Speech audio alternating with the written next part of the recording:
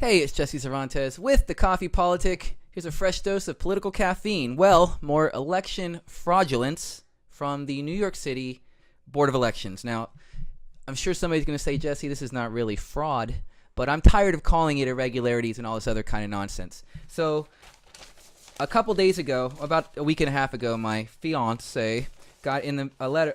Well, she got a phone call from the Board of Elections saying there was some problem with her registration. Then we got this in the mail. And it's a letter from the Board of Elections, and it says, the Board of Elections in the City of New York has 2 voter registrations in your name, each with a different Social Security number. So they're saying that they're same person, 2 different Social Security numbers. I would think that would not be the same person, but okay, well, maybe they're... So here's someone named Heather Apostolides, my fiance, and here's someone named Heather Conrad, different last name, different address, different last 4 of the Social Security number, different signature. Everything, there is nothing the same about these 2 people except the first name and their birthday.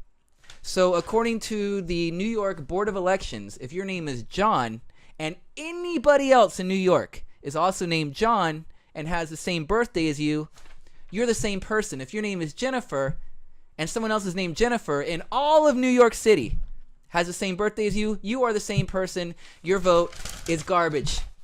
So her registration got deleted. She had to call, and she's been trying to get confirmation for the last 2 weeks, and it hasn't come through. I'm telling you this because be aware. There are still 2 primary elections. If you check right here, I can make this a little bit bigger. Okay, Tuesday, June 28th. That's just coming up in a couple of weeks, less than 2 weeks. June 28th is our congressional primary. And we have a lot of people running right now in District 13, where I live in Harlem. We have several people, and I was lucky enough to be able to interview Clyde Williams. And I suggest, if you have a moment, please check it out. It's on the Coffee Politic on Facebook and also on YouTube. He talked specifically about when he ran last time against Charlie Rangel. By the way, Charlie Rangel's retiring, so we have this 7 people running in the Democratic primary right here in District 13 in Harlem and the north part of Manhattan and part of the Bronx.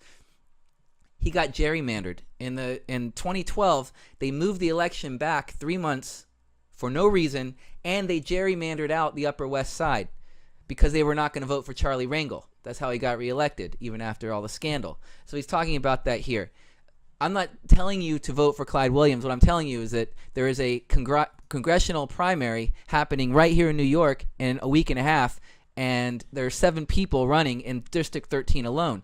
We also have this gentleman, Oliver Rosenberg, running against Representative Jerry Nadler. First challenge in 20 years. That's Chelsea Village, the whole downtown part of Manhattan. And by the way, every district is having this election, so please find out where your district is. If you have any kind of inkling towards the political revolution, then you got to start looking down ticket. And now's the time, friends, because basically whoever gets picked in the primary, I mean, it's a Democratic city. If you live in New York, I mean, whoever that wins that's going to probably go all the way.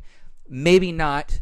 We have also, I was fortunate enough to have Kent Iverson right here announced his candidacy as an independent right here on the Coffee Politic. He's going to be running as an independent right here in District 13. That's for the general election. By the way, we also have a state and local primary happening Tuesday, September 13th. And Clyde Williams talks about that too in this interview. I have several interviews with Clyde. In this particular one, he talks not only about the gerrymandering, about moving the election, he also talks about why there's 3 primaries for no reason except to make it difficult for people to vote. And then we have the Board of Elections doing this shit. All right, so